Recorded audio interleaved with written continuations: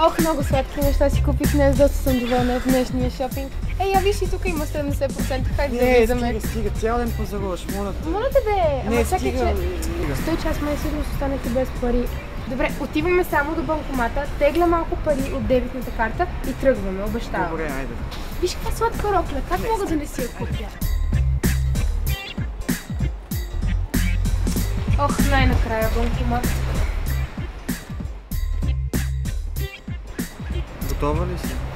Пише ми, че нямам пари, не знам защо. Как така, нали имаш и пари в дебитната карта? Не знам сега, казват, че нямам. Ти какво се чудиш, като накупи 1100 неща и се чудиш защо нямаш пари? Ох, не ми дръж сметка, имала съм пари и изхарчила съм си ги. Ако ти е много зло, може да вземеш бърз кредит. Абе, бърз кредит, бързи пари, ама после не знам как ще ги изплащам. Да, с дебитната карта поне знаеш, че харчиш твои си то май пари. може да си вземеш и кредит по дебитна. Какво? Чакай, ако имаш овердрафт, стой, сега ще ти покажа в интернет. Здравейте, аз съм Роси. Чудесно е, че открихте нашия сайт. Защото е важно да се научите как да управлявате личните си финанси още докато сте млади. Така ще може да водите много по-удовлетворяващ ви живот. Карти, бързи пари и кеш. Когато плащате с дебитна карта, използвате собствените си пари по разплащателна сметка. Обичайно по нея постъпват редови плащания – стипендия, издръжка, заплата, помощи. Дебитната карта е удобен платежен инструмент. Не носите пари в брой, но пък може да си изтеглите, ако ви трябват. Има и ред други предимства. С нея можете да си плащате сметки, вноски и така нататък. Все пак тези удобства си имат цена. Когато ползвате дебитна карта, вие заплащате определени такси на банката за услугите. Можете да си спестите излишните разходи, дори и да не са големи, ако сте запознати с таксите. Например, при тегляне на пари от банкомат на банката, издала дебитната ви карта, таксите са минимални или нулеви. Почти винаги има такива, когато се използва банкомат на друга банка. Ако сте в чужбина и теглите пари от банкомат, знаете ли какви са условията и таксите по вашата дебитна карта?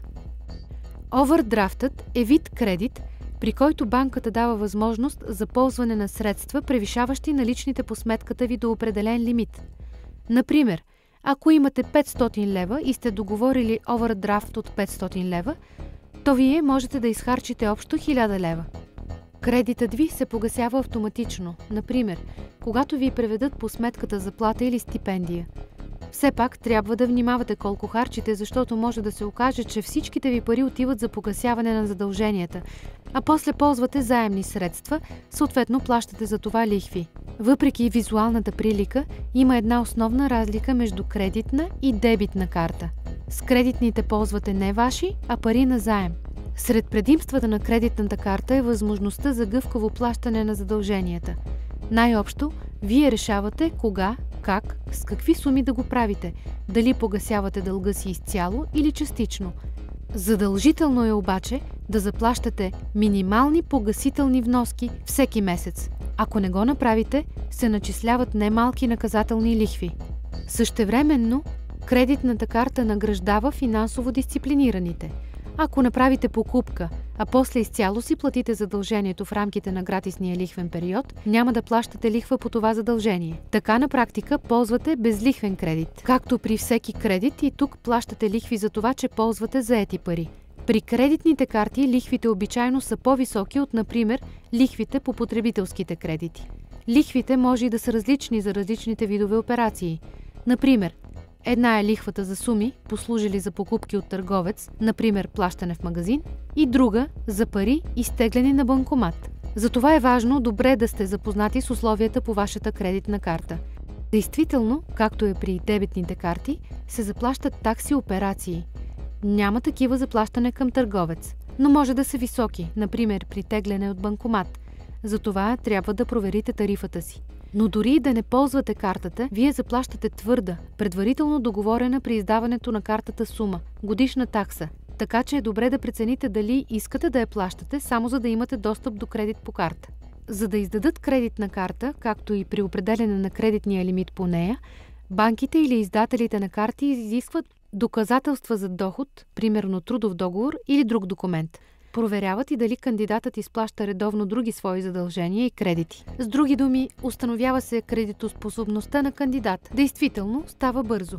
За разлика от кредити, процедурата по кандидатстване и отпускане на нужната ви сума е много облекчена. За разлика от кредити, отпускани от банки, тук не се изисква да доказвате доход, но все пак кандидатът се проверява по други начини. Затова към този вид кредитиране прибягват хора, които имат спешно нужда от пари, а не могат да си го позволят по друг начин от друга кредитна институция. Не могат да чакат или не могат да докажат доход. Това обаче си има цена.